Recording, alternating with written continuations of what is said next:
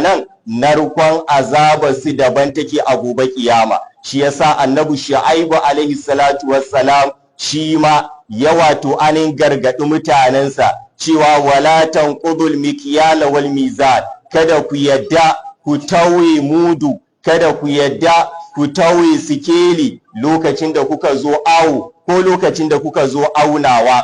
Annabi Shu'aibu yace inni arakum bi khair, lalle ni ina ganin wato kuna da alkhairi, ma'ana kuna da yalwa, Allah ya yalwata muku, da haka kada ku zamto masu yin kwange rage mudu ko ka tauye wato skeli yana daga cikin abin da yake talauta wato anin ɗan kasuwa. Annabi Shu'aibu ya ce wa inni akhafu alaikum azaba yawmin muhita, lalle ni ina jiye muku tsoron azabar wani yini, wato yinin da ya zamto muhitan, wato mai kewayewa. Shi yasa a baya annabi Shu'aibu alaihi salatu wassalam ai ya faɗa wa mutanensa cewa in uridu illa al-islah mastata'tu, yace ba komai nake nufi ba sai wato ainihin gyara gwargwadon wato ainihin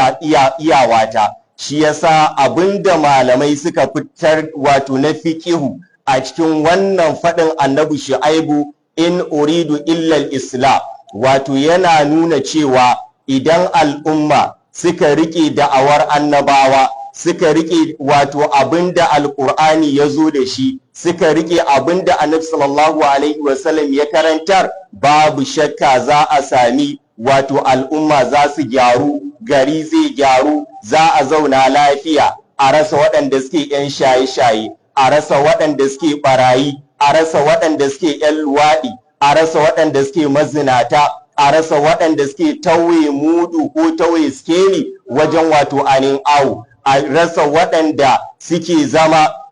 wato suna cin naman mutane. Amma duk lokacin da ya zamo cewa al'umma sun yi watsi da karantarwa alƙur'ani, sun yi watsi da karantarwa annabi sallallahu alaihi wasallam, wallahi duk irin yadda za a yi ƙoƙari a ce za a kawo ci gaba a gari, wannan ba ci gaba bane, cin banza ne. Shi yasa anan annabi Shu'aibu yace in uridu illa al-islah mastata'tu, kuma dukkanin annabawa wannan ita ce da'awarsu. Shi yasa wato babu shakka annabi Ibrahim alaihi salatu wassalam shi ma yayi da'awa ta iyyaka na'budu wa iyyaka nasta'in, wato cikin surati Zukhruf sai Allah ta'ala ce wa id qala Ibrahim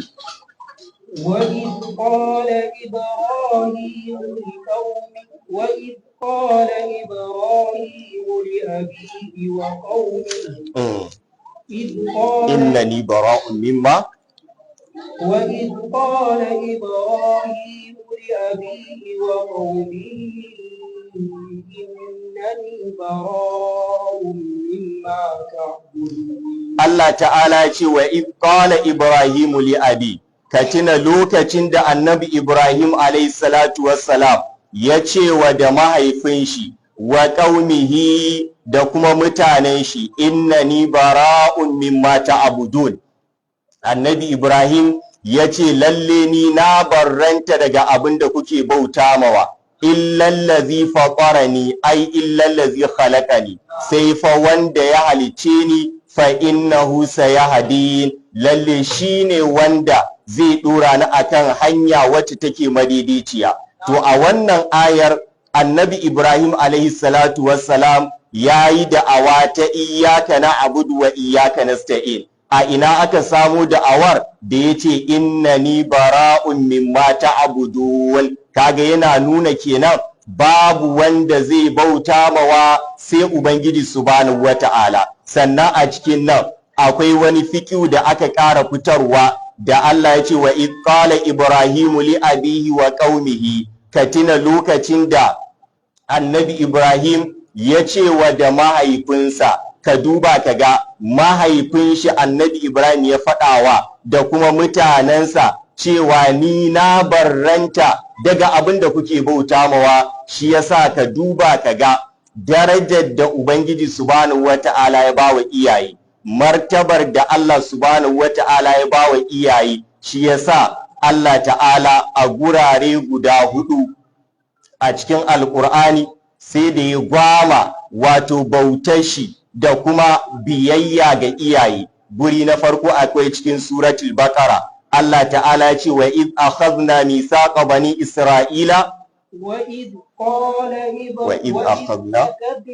ميثاق بني إسرائيل لا تعبدون إلا الله نعم وبالوالدين إحسانا وذي القربى واليتامى والمساكين وقولوا للناس حسنا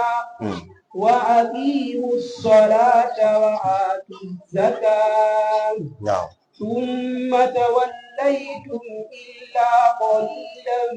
منكم وأنتم معرضون. الله تعالى يقول وإذ أخذنا ميثاق بني إسرائيل كتنا لوكacin da muka riƙe alƙawari ga wato bani Isra'il. Wani alƙawari ne shine la ta'buduna illa Allah, kada su bauta ma kowa sai Allah subhanahu wata'ala, sai ce wabil walidaini isana, su kuma iyaye wato anin ku kyautata musu, wazil qurba da kuma wato dangi makusanta, wal yatama da marayu, wal masakin da talakawa, wa qulu lin nasi husna, ku faɗi magana mai kyau ga mutane, wa aqimus sala kuma ku da sallah, wa atuz zaka ku bayar da zakka, summa tawallaitum illa qalilan minkum. Allah ce sannan sai kuka juya baya sai wato ‘yan kaɗan daga cikinku, wa antum mu'ridun, kuna masu bujirewa, kuna masu wato anin kawar da kai. Kaga anan Allah ta'ala ya haɗa bautar shi da kuma biyayya ga wato anin iyaye. Kaga wannan martaba ce, kima ce, wato mutuntawa ne, wato karamcin Allah ne ga wato anin iyaye. Haka cikin suratin Nisa'i Allah ta'ala nan ma ya gwama wato bautar shi da kuma wato biyayya ga iyaye. Allah ya ce wa abudullaha wa la tushriku bihi shay'a. واعبدوا الله ولا تشركوا به شيئا. نعم. وبالوالدين إحسانا. نعم. وبذي القربى واليتامى والمساكين والجار ذي القربى والجار الجنب والصاحب بالجنب وابن السبيل وما ملكت أيمانكم إن الله لا يحب من كان مختالا فخورا. الله تعالى وعبد الله ku bauta wa Allah, wala tushriku bihi shay'a, kada ku yi shirka da shi da komai, sai ce wabil walidaini isana, iyaye kuma wato ku kyautata, wabizil qurba da wato dangi makusanta, wal yatama da marayu, wal masakin da talakawa, wal jari zil qurba da makoci wanda yake wato ainihin na kusa, wal jaril junuba da makoci wanda yake na nesa, wasahibi bil jamba da kuma aboki wanda kake tare da shi, wabni sabil da ɗan tafarki wanda tafiya ta kama shi guzirin shi ya yanke, sai Allah ce wa ma malakat aymanukum da abin da damanku ta mallaka na ku yangu. Allah ya ce inna Allah lalle cewa Allah la yuhibbu man kana kulla muktalan fakura, wato la yuhibbu baya so baya ƙaunar man kana wanda ya kasance muktalan wato mai faɗin rai, wanda ya zamto muktalan wato mai tafiya ta ƙaseta, fakura kuma wato mai alfahari. Kaga anan Allah ya tabbatar da cewa mutumin da yake takama, kana takama da wato anan ilimi da Allah ya baka, ko kuɗi da Allah ya baka, ko wani matsayi na mulki da Allah ya baka, ko wani ƙarfi na ganga jiki da Allah ya baka, to sai Allah ya ce wannan mutumin Allah baya son shi. Kaga a wannan ayar Ubangiji subhanahu wata'ala ya haɗa wato anin bautarsa da kuma wato biyayya ga wato anin iyaye. Cikin suratul an'am guri na 3 nan ma Allah ta'ala ya haɗa wato anin bautarsa da kuma biyayya ga iyaye, sai Allah ya ce qul ta'alu atlu ma harrama rabbukum alaykum. قل تعالوا أتل ما حرم ربكم عليكم ألا تشركوا به شيئا وبالوالدين إحسانا وبذي القربى واليتامى والمساكين ولا تقتلوا أولادكم أولادكم من إملاق نحن نرزقكم وإياهم ولا تقربوا الفواحش ما ظهر منها وما بطن ولا تقتلوا النفس التي حرم الله إلا بالحق ذلكم وصاكم به لعلكم تذكرون ذلكم وصاكم به لعلكم تعقلون sai Allah subhanahu wata'ala yace qul ta'alau, yace ka faɗa musu ya annabin Allah, ta'alau wato su taho su zo, atlu ma harrama rabbukum alaikum, na zan karanta musu abinda wato ubangijinku ya haramta a gare ku. Menene? Allah tushriku bi shay'a, kada ku yi shirka da shi da komi, wa bil walidaini isana, su kuma iyaye wato anin ku kyautata musu. Sai Allah ya ce wala taqtulu auladakum min imlaqa, kada ku kashe ƴaƴayenku saboda jin tsoron talauci. Kaga wannan an faɗa tun a baya, gashi kuma zamani ya ƙara maimaita kanshi. Al'umma suna kashe ƴaƴa saboda tsoron talauci, kuma ga talaucin dai har yanzu ana cikinsa. Shi yasa mata wato anin family planning gashi nan sun cika asibitoci, ba wani lokacin ma asibiti wato baya iya ɗauke su saboda an je za a kashe wato anin ƴaƴa. Idan aka ce kashe ƴaƴa mu a yanzu, za ka sha ƙwaya, wato ƙwayan nan za ta shiga jikinka ta kashe ƙwayoyin wato anin halitta, ta yadda ko da ka sadu da matar wato ba za ta ɗauki ciki ba. To kaga Ubangiji ya ce wala taqtulu auladakum min imlaqa, kada ku kashe ƴaƴayenku saboda tsoron talauci. Kaji mutum ya ƙayyade wa kansa wato ƴaƴa, ya ce shi iya ƴaƴa kaza yake so. To ka tsaya ka ji me Allah ya ce. Allah fa ce nahnu narzuqukum, mu ne muke azurta ku, wa iyahum, su ma kuma ƴaƴan mu muke azurta su. Shi yasa in kaga kana da dukiya, kana da kuɗi, wai kana ciyar da ƴaƴanka, wallahi ba kai kake ciyar da su ba, Allah shi yake ciyar da su. In kuma ka ce kai kake ciyar da su, to kaga ka ƙaryata ayar Allah. Allah ce nahnu narzuqukum wa iyahum, mu muke wato anin azurta ku, kuma mu muke azurta su wato anin ƴaƴan. Wanda kaga anan yana da kyau a ce musulmai sun hankalta, wanda Annabi sallallahu alaihi wasallam lokacin da wani sahabi ya zo ya tambaye shi, ya Rasulallah, wa ya kamata na aura? Sai Annabi ya ce tazawwadul wadudal waluda, in ka tashi aure ka auri macen da take ƙaunarka, kake ƙaunarta, sannan kuma alwaluda, wacce take haihuwa kamar ƴaƴan kanya. Da haka kada ka je ka ɗauko wacce ba ta haihuwa kenan. A kaga kenan katse haihuwa matuƙar ba wai ya zamo cewa akwai larura ba, likita ya ba da dama cewa dole wato sai an katse wannan haihuwar, to kaga haramun ne. Allah ya ce wala taqtulu auladakum min imlaqa, kada ku yadda ku kashe ƴaƴayenku saboda talauci, kana jin tsoron talauci. Dan albashin da ake baka kana ganin wai baya isa ka tun kana gauro, tun wato ana aure satin farko ka tura matarka ta je ta yi fulanin, kaga mahaukaci ne kai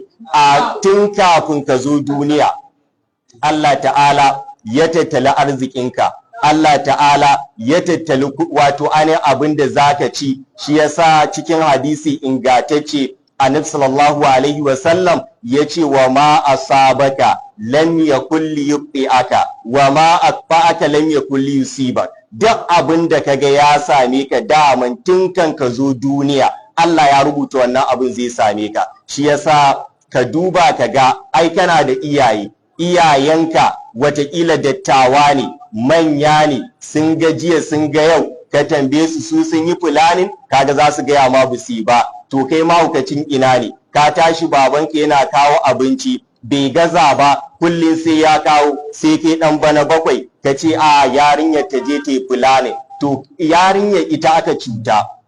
saboda in ma ba ta haihuwar yanzu ba, wato duk fulanin ɗin da za ta yi in Allah ya ƙaddara sai ta haihu, wallahi sai ta haihu. Shi yasa fulanin zancen banza ne, fulanin zancen shirme ne. Idan za a ajiye fulanin a dawo kan koyarwar Allah subhanahu wata'ala, to wannan sai a zauna lafiya. Da haka Allah ya ce wala taqtulu auladakum min imlaqa, kar ku yadda ku kashe ƴaƴayenku saboda tsoron talauci. Nahnu narzuqukum wa iyyahum, mu muke azurta ku kuma su ma ƴaƴan mu muke azurta su. Sai Allah ya ce wala taqrabul fawahisha ma zahara minha wa ma batan, kada ku yadda ku kusanci alfasha, kada ku yadda, wato yana daga cikin alfasha yin shaye-shaye, yana daga cikin alfasha ka je wato ainihin wajen da ake baɓala,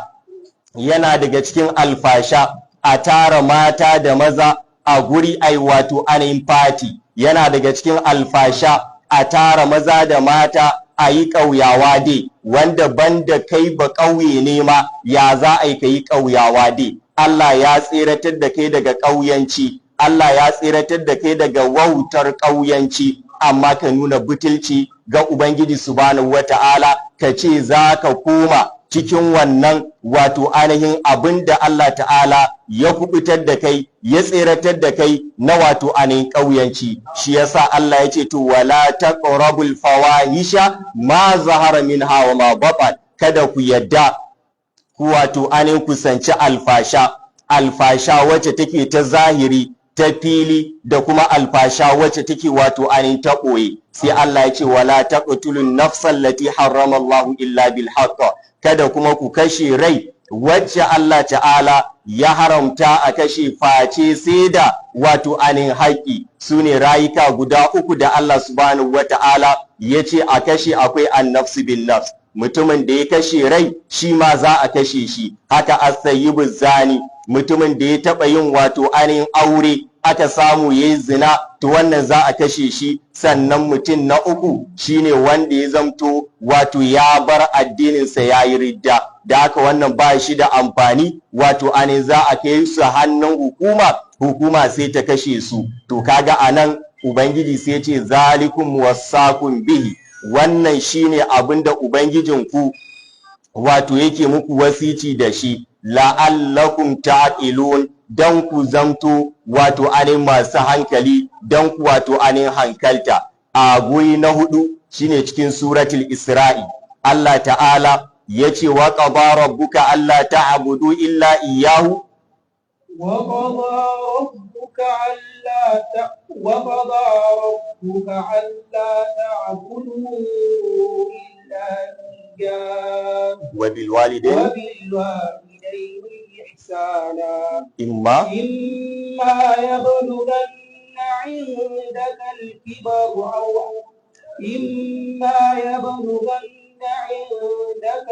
كبر أحدهما أو كلاهما فلا تقل لهما أف ولا تنهرهما وقل لهما قولا كريما. Allah ta'ala cikin suratul Isra'i nan ma ya haɗa bautar shi da kuma biyayya ga iyaye. Allah ya ce wa qada rabbuka alla ta'budu illa iyyahu wa bil walidayni ihsana imma yablughanna indaka al-kibara ahaduhuma aw kilahuma فلا تقل لهما أف ولا تنهرهما وقل لهما قولا كريما سيتي واخفض لهما جناح الذل من الرحمة وقل رب ارحمهما كما ربياني صغيرا kaga Allah ya ce wa qada rabbuka ubangijinka ya zartar ya hukunta me ya hukunta Allah ta'budu illa iya kada ku bauta wa kowa sai shi kadai sai ce wa bil walidaini ihsana iyaye wato anin a kyautata musu sai ce in ma yablughanna indakal kibara ahaduhuma idan ya zamo cewa ɗaya daga cikinsu manyanta ta kama su a gurinka girma ya kama ɗaya daga cikinsu kuma yana wajenka aukilahuma ko kuma duka su biyun wato da mahaifi da mahaifiya sai tsufa ya kama su kuma suna wajenka sai Allah ce fala taqul lahumu uffin kada ka yadda ka nuna musu wani abu wato anin na gajiyawa sun ce yi kaza kai wannan abun ba tare da ka nuna canji a wato anin fuskar ka ba Allah ya ce wala tanharhuma iyaye su biyu kada ka yadda ka wato anin tsangwame su ya ce wa qul lahumu qawlan karima ai wa qul lahumu qawlan layyina ka faɗa musu magana wato ta sassauci ka faɗa musu magana mai taushi bai yiwa kana magana da mahaifinka kamar kana magana da ƙaninka ko kamar kana magana da abokinka ko kamar kana magana da yaronka babu shakka wannan babu girmamawa Allah ta'ala bai umarci bayi da haka ba Allah ta yi wa qul lahumu qawlan karima ka faɗa musu magana ta tausasawa sai ce waqfid lahuma janaha dhulli kai abu na gaba ma ka wato ainihin sassautar da fuka-fukan kaskanci wato gare su saboda rahama ma'ana ka ji kansu ka tausaya musu ka wato ainihin girmama su ka mutunta su Allah ta'ala ce wa qul lahuma Allah ta'ala kaga anan da yace waqfid lahuma janaha dhulli minar rahma sai ce wa qur rabbirhamhuma kama rabbayani sagira kace ya ubangiji ka ji kan iyayen nan nawa kamar yadda suka ji kaina ina wato ainihin karami ina wato ainihin dan mitsitsi shi yasa wani mai hikima yake cewa li ummika haqqul law alimta kasira wa kam laylatan batat bi saqlika tashtaki wa kam marratan ja'at wa qaituka qutuha yake cewa li ummika haqqul law alimta kasira mahaifiyarka wallahi tana da haƙi akan ka haƙi wanda yake mai yawan gaske yace wa kam laylatan batat bi saqlika tashtaki dare nawa mahaifiyarka ta ɓata ta kasa bacci ta kasa samun nutsuwa tana juye-juye ta kasa kwanciya zaman ma ya gagara miƙewa ya gagara tafiya ta gagara me yasa sai ce bisa ƙalika saboda cikinka da ta ɗauka kaga ta ɗauki cikinka ta kasa samun nutsuwa sai ce wa kan marratan ja'at wa qaituka qutuha sau nawa kaje ka gama gararan baka kaje ka gama bal ɗinka ka gama yawonka ka dawo babu abinci za ta ɗauna ta baka yace wa kam marratan ghasalat ankal azabi yadaiha sau nawa babaka ta ɗauke ka kai fitsari kai kashi kai tumbuɗi kowa ya watsar da kai amma ita ta rungume ka da wannan ƙazantar ta wanke ma shi yasa ubangiji ya ce ya faɗi cewa wa qur rabbirhamhuma kama rabbayani sagira shi yasa duk mutumin da baya yi wa iyayensa addu'a ba mutumin arziki bane duk mutumin da baya yi wa iyayensa addu'a ta kwarai to wannan ba mutumin kwarai bane ba shi ma kuma ba zai samu waɗanda wato anin za su yi mishi addu'a ba amma tare da haka wato ubangiji subhanahu wata'ala duk da irin wannan tagomashi da ya yi wa iyaye ubangiji subhanahu wata'ala bai saki biyayyar da za a yi musu wato biyayya ce ta wato bai sake ta sakaka ba a sai ya taƙayyidinta ya ba da wato anin ka'ida akwai ubangiji ya faɗa a gurare guda biyu a cikin alƙur'ani ta farko akwai cikin suratul ankabut Allah ta'ala ya ce wa wasainal insan wa wasaina al-insana biwalidayhi husna wa in jahadaka litushrika bima laysa laka bi ilmun fala tuṭihuma sai ce ilayya marji'ukum fa unabbi'ukum bima kuntum ta'malun. Allah ta'ala ya ce wasaina al-insana biwalidayhi husna, wato mun yi wasici ga ɗan adam game da iyayensa guda biyu husna, wato ya kyautata musu. Sai Allah ya ce wa in jahadaka, idan kuma suka yaƙe ka, suka takura ka, suka tilasta ka, litushrika bi, dan kai shirka da ni. Kaji abin da yasa muka ɗauko wannan shimfiɗar, saboda waccan magana ta annabi Ibrahim da Ubangiji ya ce wa iz qala Ibrahimu li abihi wa qaumihi innani bara'un mimma ta'budun. Kaga annabi Ibrahim ai mahaifinsa ya faɗa wa cewa ya barranta daga abin da suke bauta mawa. Kaga yayi koyi da maganar Allah subhanahu wata'ala cewa wa in jahadaka ala an tushrika bi ma laysa laka bi ilmun fala tuṭihuma. Idan suka takura ka suka ce sai kai shirka da ni, ke kina gidan aure za a ƙara miki kishiya, babaki ta ce sai kin je gidan boka, ta ce sai kin je gidan ɗan tsubbu, kana kasuwa Allah ya haɓaka kasuwancinka, mahaifinka ko mahaifiyarka suka ce sai ka je gidan boka ko ka je gidan ɗan tsubbu, ka ƙara nemo sa'a, ka ƙara nemo yadda za a ɗaure wannan dukiyar,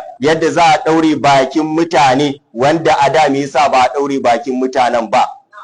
Ai Allah ya san da kai ya baka wannan dukiyar, tunda shi ya baka to shine wanda kuma zai baka kariya. Shi yasa Allah ya ce to idan iyaye suka takura sai kai shirka da Allah, ma laysa laka bihi ilm, game da abin da baka da masaniya a kai, sai Allah ya ce fala tuṭihuma, to anan kuma ba za a yi musu da'a ba, ba za a yi musu biyayya ba. Me yasa Allah ya ce ilayya marji'ukum, makomarku tana gare ni, fa unabbi'ukum bima kuntum ta'malun, kuma na ba ku labari game da abin da kuka kasance kuna aikatawa. Haka guri na biyu cikin suratul Luqman, Allah ta'ala ya faɗa mana cewa wa wasaina al-insana biwalidayhi hamalatu ummuhu wahnan ala wahan wa fisaluhu fi amain an ishkur li wa liwalidayka ilayya al-masir wa in jahadaka ala an tushrika bima laysa laka bi ilmun